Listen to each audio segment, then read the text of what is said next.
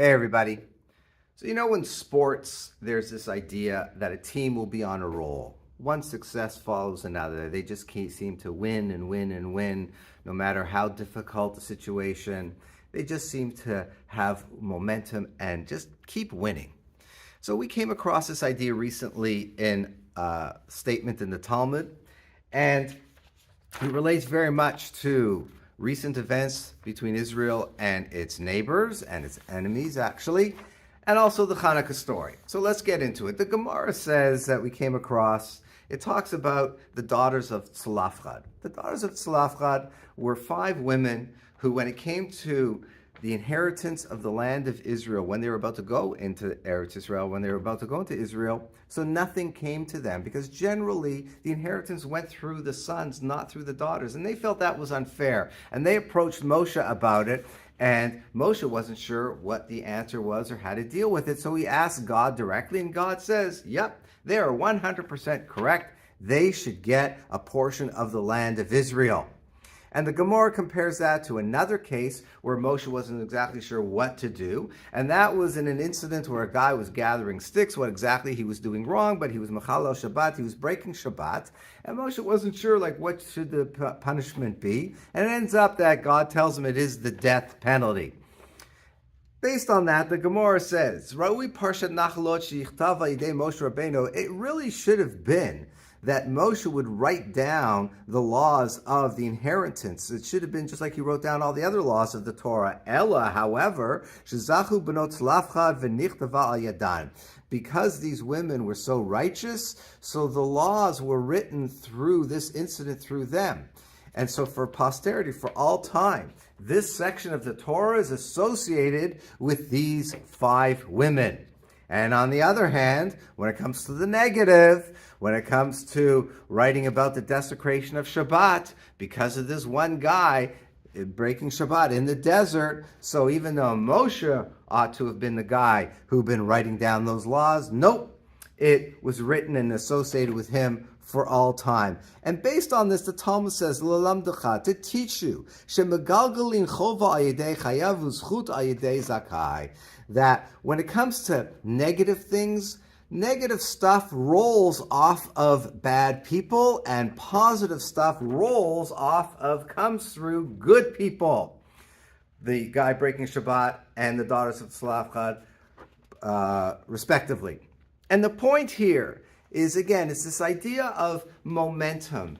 Good people create good energy. Good stuff happens through them. And a person who's bad, chooses bad, is just not a good person, is a Russia. Bad stuff happens through them. There's also an idea, again, it's not good or bad, for whatever it means. The Gemara says that poverty follows the poor. Now, but we see this in life. People say the rich get richer, the poor get poor. We see in life, unfortunately, whatever, I don't understand it. Is it mazal? Whatever it is, some people, they never seem to be able to get it together when it comes to finances. Poverty follows the poor. But the point here is that it's a real thing in life, momentum. That Judaism definitely recognizes that momentum and associations of good stuff happening through good people, bad stuff happening because they are bad. And if you look at what's happened since October 7th, where things were so dark and so terrible and so awful for the Jewish people, how things have changed so radically.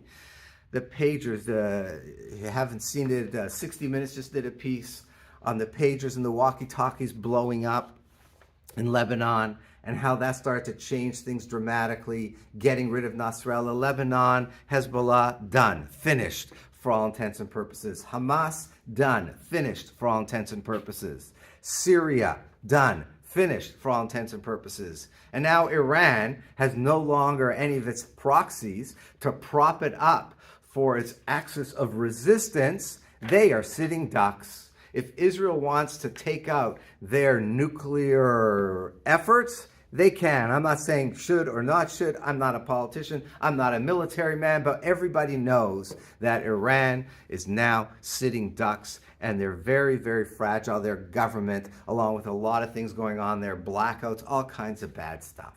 And so we see that the momentum has dramatically changed. It's shifted. Good happens through good people. Bad happens to bad people and through bad people. And this very much is an idea that's associated with Chanukah, because that's what Chanukah was all about. It was the Jewish people shifting, the changing of the momentum, taking the fight, taking the bull by the horns, and fighting against their oppressors to reestablish their independence and to reestablish the temple, the Beit HaMikdash. And that's what we say in the Chanukah prayer, Al Hanisim. Every time, what do we mention? We talk about that. It was you, that you and your great compassion, referring to God, who stood by them in their time of their distress. You championed their cause, judged their claim, avenged their wrong. You delivered the strong into the hands of the weak, the many into the hands of the few, the impure into the hands of the pure, and the wicked into the hands of the righteous.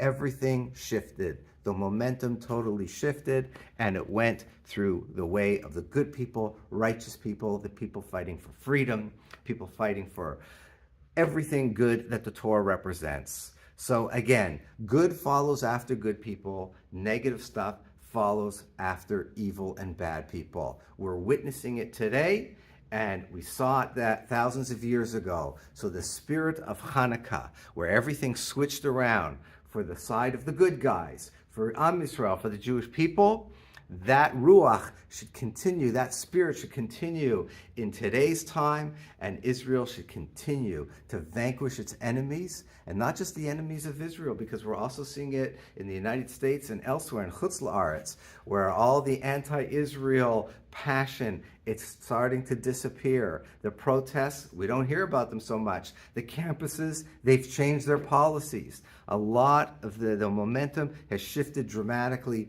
in Israel, outside Israel, in favor of the Jewish people and people who represent righteousness all over the world. And again, that feeling of Chanukah, that ruach, that spirit of Chanukah should continue to imbue it, and it should continue on and on until we completely vanquish all of our enemies. Have a good Shabbat and happy Chanukah.